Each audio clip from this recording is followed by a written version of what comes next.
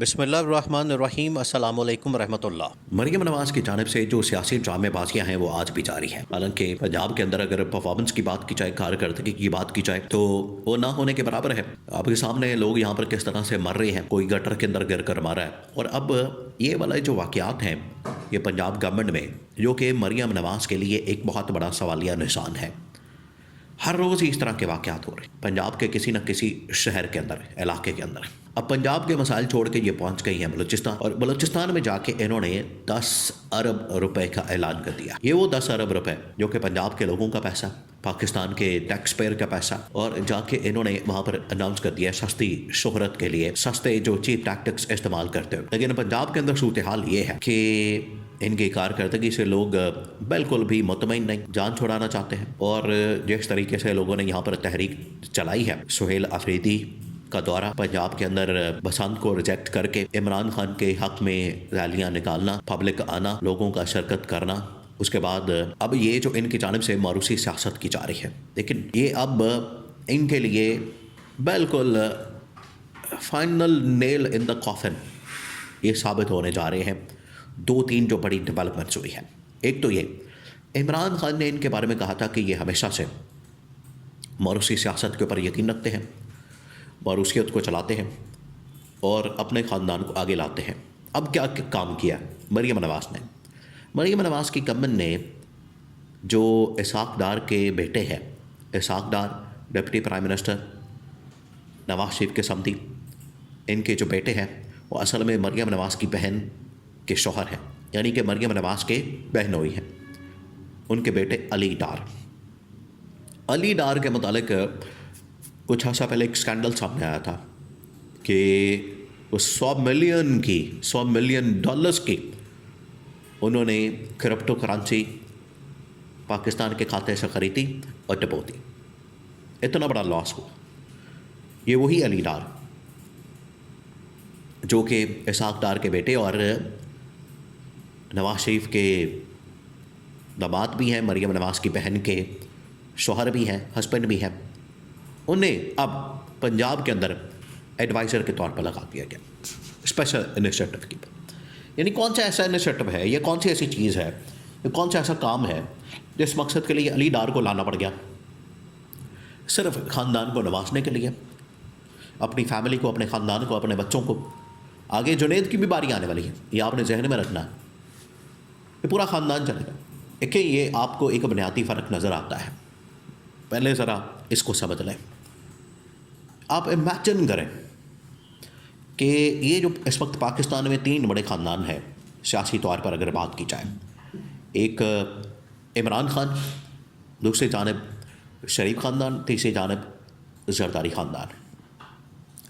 یہ دونوں نے، شریف خاندان، زرداری خاندان، انہوں نے جس طریقے سے موروثی سیاست کی بنیاد رکھی ہے اور موروثیت کو پروموٹ کیا ہے، آپ نے دیکھا آج سے کچھ دن پہلے جب آصف علی زرداری نے UAE کا دورہ کیا، اس دورے کے اندر فرنٹ کے اوپر آصف علی زرداری بیٹھا ہے، اس کے ساتھ جو سیٹ کے اوپر لوگ بیٹھے ہیں وہ کوئی آفیسر نہیں ہے، وہ کوئی گورنمنٹ کے لوگ نہیں ہیں، وہ کوئی سرکاری لوگ نہیں ہیں، وہ کوئی ایمبیسڈر نہیں ہے، سفارتکار نہیں ہے، بزنس مین نہیں ہے، انہوں نے گورنمنٹ کی پوزیشن نہیں سنبھالی، بلکہ وہ لوگ ہیں جو آصف علی زرداری کے بچے ہیں۔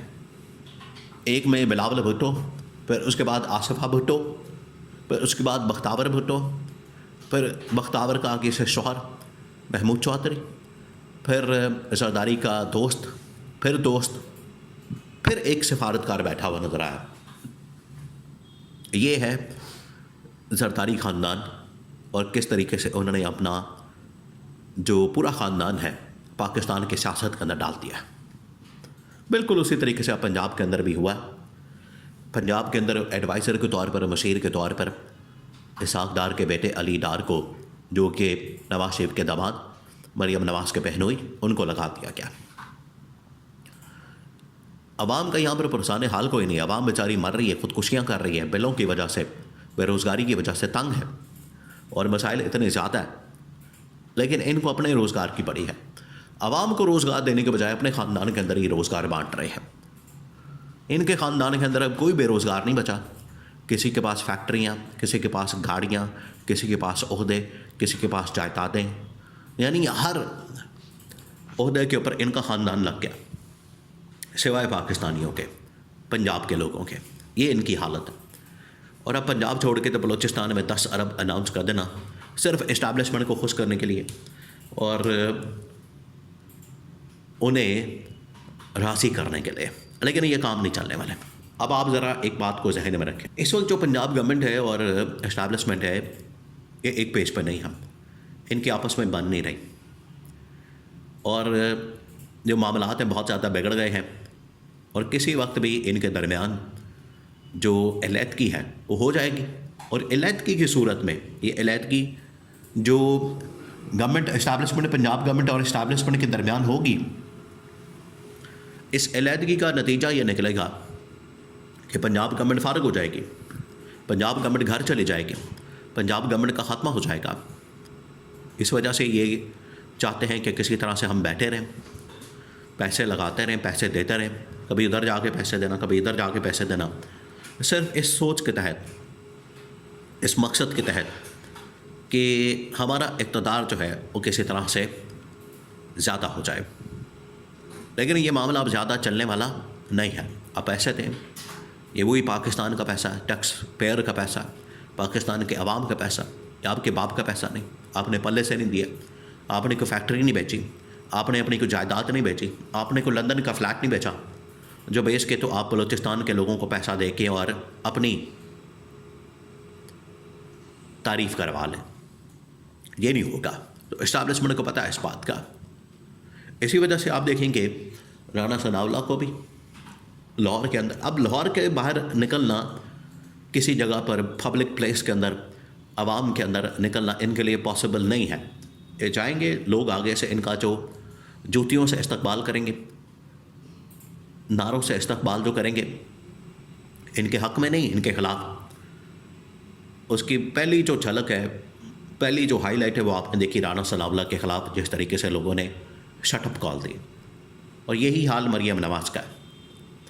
انہوں نے ہر وکٹم فیملی کے ساتھ بھی یہ جو ابھی کام کیا، مکمکا کر لیا، پیسے پکڑ کے کسی اور جگہ جا رہے ہیں اور خاندان کو نوازا جا رہا ہے. خاندان کے اندر کوئی بندہ بے روزگار نہیں، ان کو نواز دیا، ان کو روزگار دے دیا. اور پنجاب بیچارہ روزگار کی تلاش میں در بدر ملک سے باہر آنا جانا لگا ہوا ہے.